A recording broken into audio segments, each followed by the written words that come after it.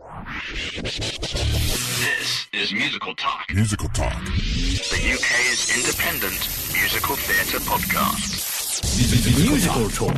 The UK independent musical theatre podcast.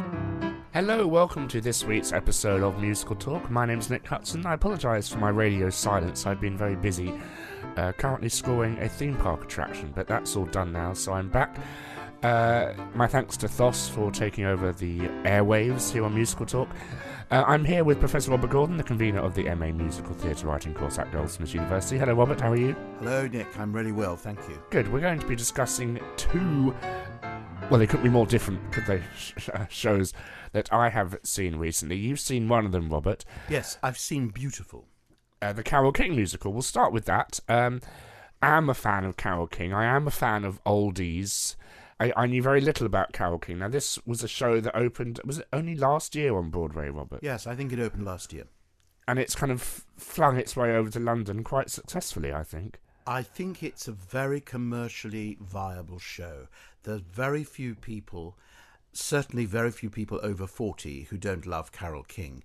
And I think people under 40 will love Carole King once they've seen the show. You said before we started that you just love this kind of music, don't you? But it was something special that this show did. It's not purely about Carole King, is it? No, I think that the interesting thing is that they include the songs of Barry Mann and Cynthia Weil, who are the sort of rival writing duo at the Brill Building. The Brill Building, yes. And they've got there are some wonderful songs. They include on Broadway, for example, which is one of my favourite songs of all time. I'm not sure who wrote that, whether they wrote it or somebody else, but they include that. It was written by Barry Mann and Cynthia Weil. Barry Mann and Cynthia Weil and Levi Stoller and Jerry Ross. It was Levi Stoller and Jerry Ross's idea, and the two others stepped in and completed the song. Well, On Broadway is sung, and it's sung for us on stage in the show by the Drifters. I mean, they're actors dressed as the Drifters, but it was a great hit for the Drifters. But it's one of the great songs of all time. And I mean, some of the 60s songs are great classic 60s songs, so it's wonderful to hear them again. I mean, but we have to excuse me, we have to consider that Carole King not only was a musical prodigy, she wrote It Might As Well Rain Until September when she was only 15 or 16, but she's also written some of the most famous pop songs of all time. Will You Love Me Tomorrow? Take Good Care of My Baby. You've Got a Friend. You've Got a Friend. And Beautiful. Beautiful. I don't think Beautiful is the best title for the musical because it's not the song that immediately springs to mind. I would have thought Tapestry would have been a better name. Yes, but I don't care about that. I think Beautiful is a very upbeat name, and I think that to have it, you wait throughout the show. There are sort of chords variously played throughout on Beautiful, but when you finally get to it, it's absolutely beautiful. There are moments, most of the songs in the show are, of course, like this kind of bio-cool, as I call them. I wrote this song tonight. Do you want to hear it? Yes, let's perform the song. Clap, clap, clap, move drama on. There are a couple of non-diegetic moments. Specifically, the most powerful one is at the end of Act 1. I'm not going to give anything away, but it's the moment where she's at her lowest point, and the song that she wrote turns into her inner thoughts, which is very clever. And also a wonderful moment at the beginning of the show, when you have this kind of huge medley of all these songs that came from the Brill Building being sung in counterpoint with each other and all dancing around the Brill Building. I thought that was a very, very clever piece of musical staging. The show itself is very slick, it's very cleverly crafted, and it's very shallow. I feel it's not really a great musical. Yes, it's not a great musical in terms of book musical. It's not a book musical, but what it has, songs, isn't it? What it has is, I think, the best collection of jukebox songs of any of the jukebox musicals we've seen in the last 10 years. The book is better, in my view, than the Jersey Boys. The story is much more interesting because Carole King's life and the abuse that she suffers and the depression of her husband and writing partner is much more complex. So you get a much more internalised view. And Katie Braben, as Carole King, is absolutely stunning. She sings like Carole King without imitating her. She's a good actress. She's absolutely stunning. And I think she was playing the piano as well. Ah, well, that's, No, it's hard to tell. I was being a bit naughty, and I was craning my head round looking at the conductor to see if he was bashing the keys, and he was. No, I think I agree with you. I think at certain times, certainly, she was playing. If she's not, she's doing a very, very good job at giving us the impression that she is. The other great performance is Lorna Want. As Cynthia Weil. I think she's almost as good, but she doesn't get quite as many opportunities. But Katie Braben, this is a star. A star is born. Yes. But what Katie Braben did, which she came on stage and I thought she was a teenager. And then, obviously through costume and posture and stuff, she does that amazing... She does grow in front of your very eyes, and that's always a problem with these sorts of musicals, like the Jersey Boys. They look exactly the same as they do at the beginning of the show than they do at the end of the show. She doesn't. She transforms. She actually really changes. Brilliantly. I'm sure it's wigs and things yes, like that. I quite agree with you, but it's the performance too. She's a brilliant actress and a great singer, and I think we'll be hearing a lot more from her. And she actually went to the Rose Bruford College, where they do the actor... musician training. So it's quite possible that she's really that well trained as a pianist. Yeah. So all credit to Katie Braben. Absolutely wonderful performance. I have to say, completely at a tangent to what we're saying now, but I have to just say, on an emotional level, near the end of the second act, the Righteous Brothers perform "You've Lost That Loving Feeling." Never close your eyes anymore. Nick, I don't think you should audition for this, but it's too late. It's just unbelievable. It's to me, that's the greatest pop music ever written, and it's among my top 10, and it's wonderful, and the audience obviously feel the same, and the applause when the song starts, let alone when it finishes, is amazing. And it's a great, uplifting, exciting show about music and singing, actually. Not really about very much else. Of course, there's a very interesting life. I mean, what they try to explore the effect of her husband's depression, that she puts up with it as a woman, that she struggles as a woman to assert herself, but it's treated, let's say, in a superficial way. The book is intelligent, but it is superficial. It's very funny at times as well. Yes, but it's shtick. I mean, it's a Broadway show full of shtick. But that said, you will have a wonderful time. It's so well crafted and such fun. So if it were just a play about her life with the book, it wouldn't be as powerful. I think it might be to say because it's about. I think it might be more powerful if it was a play with a few songs, actually. But that's a different category. I mean, this is a jukebox musical, but it's a very, very good one. I also want to applaud the design of this show. There's some wonderful. We rarely mention automation on this show, but there's some quite effective things with pianos rotating and things like that. That's what stuck in my mind. The scenic design is by Derek McLean. Yes, I think the set has the kind of slick tackiness that one can imagine. Slackiness, we'll call it. Yes, of the late 60s and 70s.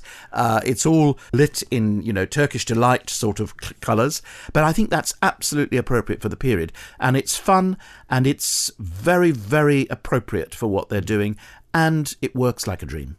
When Carole King was at the workshops for the Broadway production, I presume many, many years ago, she had to leave the workshops because it was so creepy for her to see her life appear before her, and she's completely distanced herself from this production. It's all down to her daughter, who is in charge of Carole King, but in charge of the show. And I believe she gave it her blessing, but she doesn't want to be involved. But what's interesting is, for example, Little Eva sung The Locomotion, which was a big 60s hit, written by Carole King. Little Eva was actually her Carole King's daughter's babysitter. Absolutely. Has that wonderful line when Cynthia Mann and Barry come angry at how much acclaim that Carole King is getting. And she said, even her babysitter's getting hits from her songs. There are some lovely lines. But the version of The Locomotion we get in the show is a much more Broadway-ized version of the original song. And it's the same with on Broadway. It's full of key changes and it's showing off the vocal power of these performers more than the original songs. Do you think that's right to do that, Robert, or do you think that's wrong?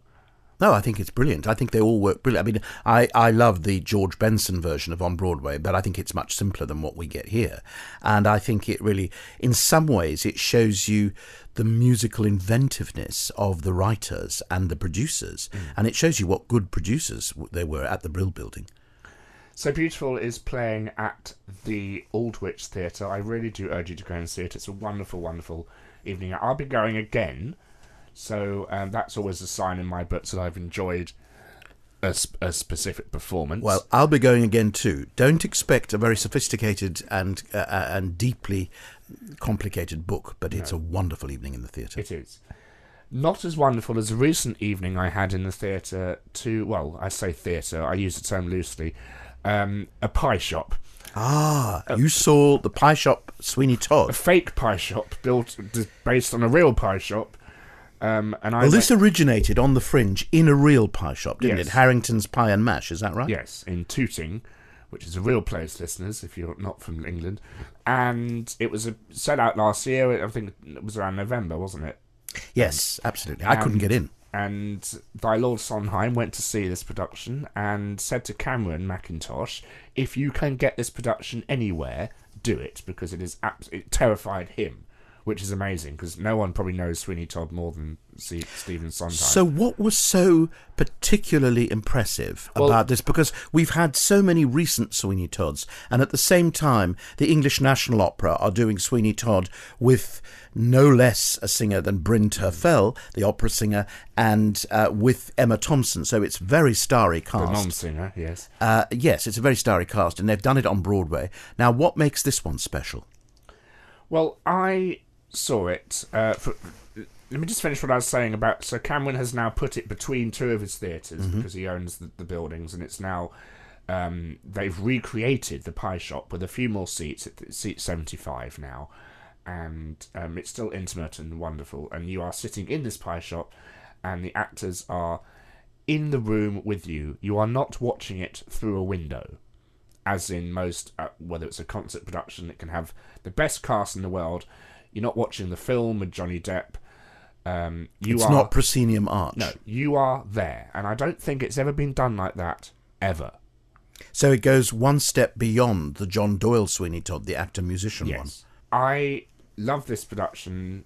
Of course, I'll say that I had review seats, and my seats were, pretty good. There are 5 tables in the room, going long ways, I guess. So you have to sit at an angle watching the action happen. But the action doesn't just happen in front of you. It happens on the tables, sometimes on your lap. Sometimes you are asked to move so something can happen where you were sat. This is what you call immersive theatre. Yes. And I love this kind of stuff because I enjoy theme parks, and I think the two are linked incredibly. So it's bringing the staging of Sweeney Todd into the 21st century. Yeah. Whilst keeping its Victorian melodrama, because that's what the piece is parodying in a way. What about the performances? It was a bit shouty for such a small room. They don't need mics, obviously. We had a piano, a viola, and a clarinet, which works beautifully. And I have to give the best performer of the night, who did not stop, was the chap playing the piano, and I applauded him bigger than I did any cast member, because that is a really hard score to play, just the piano. I think he's not credited as pianist, but I think he's credited as musical director. Yes. And his name is Benjamin Cox. Yes, absolutely.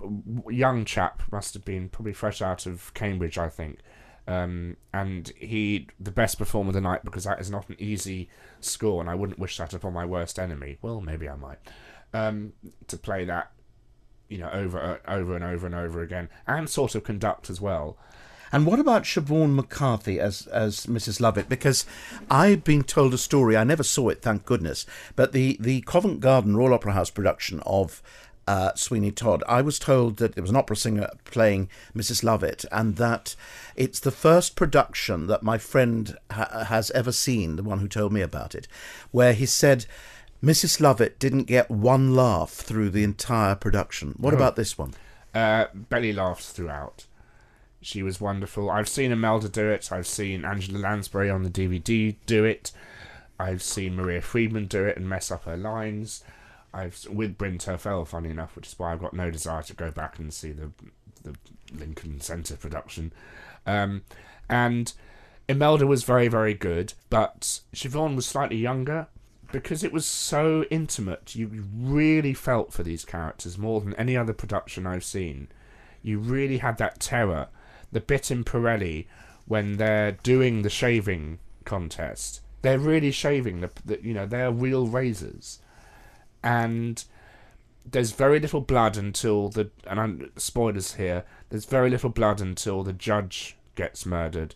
And then the poor girl whom I sat opposite, her handbag on the floor got absolutely covered in stage blood, which will give you an idea as to what happens. So, well, what about Jeremy Seacombe as Sweeney Todd? Because it's a very demanding role vocally.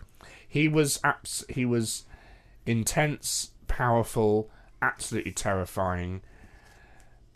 He did this thing with his eyes where it looked like they're about to pop out of his forehead. That he would literally stare some members of the audience out. He jumped on tables. He yelled at audience members. When it really works, his production are the crowd scenes. For example, the opening of Act 2, when Act 2 actually doesn't start in the pie shop. It starts in the bar, and young Tobias is saying, "Ladies and gentlemen, come into the pie shop and try these new pies." So we are the crowd. And the people are sitting there amongst us eating the pies. And actually there are only 8 actors in the cast. And when Todd comes up to you, you are absolutely scared shitless. I cannot stress to you, Robert, how powerful this production was. Well, Nick, It's not comfortable. You're cramped. You're scared. You're on edge. But you are absolutely lapping this show up. I was feeling that, having seen about 6 Sweeney Todds in the last 5 years, I was a bit Sweeneyed out. Me too, and I thought, and I do feel every time Joanna, cut this Green Finch. That's sacrilege. But it is integral to the plot. But I'm going to go and see this one on You just want more of Sweeney Todd and Mrs. Lovett. And what I do applaud this show is they have cut down stuff. They have cut bits of Little Priest. They have cut Pirelli's stuff. They have. Well, I wouldn't always recommend cuts, but perhaps in this kind of production, definitely. But it seems to me, Nick, on your recommendation, I have to get a ticket. You do. Kill to get a ticket. That's what everyone is saying about this show. It's absolutely stunning. They have extended to May 30th, which is really nice. Sadly, it won't stay at this place because it's been turned, ironically, into a restaurant. Such is the fate of theatres in London. Yes, and I met our friend Martin Ball, presenter on this show, after the show. He'd been to see it the day before, and he said it's the best production of Sweeney Todd he's ever seen, because you are not watching it as a theatre piece. You are an eyewitness for these crimes. It's beautiful. I've never seen light and design done with candles before, but apparently that can be done, and I've seen it many times. Incredibly atmospheric. The bald people in the audience will get elixir rubbed on their head. The slightly hairier people in the audience will get scissors being scraped across there. I mean, it's like a scare attraction. It's everything you want a production of Sweeney Todd to be, and I cannot give it enough praise, Robert. Well, as you said at the beginning, it sounds like a small and intimate theme park. So do go and see that. Sweeney Todd playing at Harrington's Pie and Mash Theatre between the Gielgud and the Queen's on Shaftesbury Avenue. And all credit to this little Tooting Arts Club that we've never really heard of, Robert. I haven't. I'm sure you have. Well, what a turn-up for the books. A production of Sweeney Todd that's better than any other, with a huge star cast. Yes. Thank you, Robert. Thank you, Nick.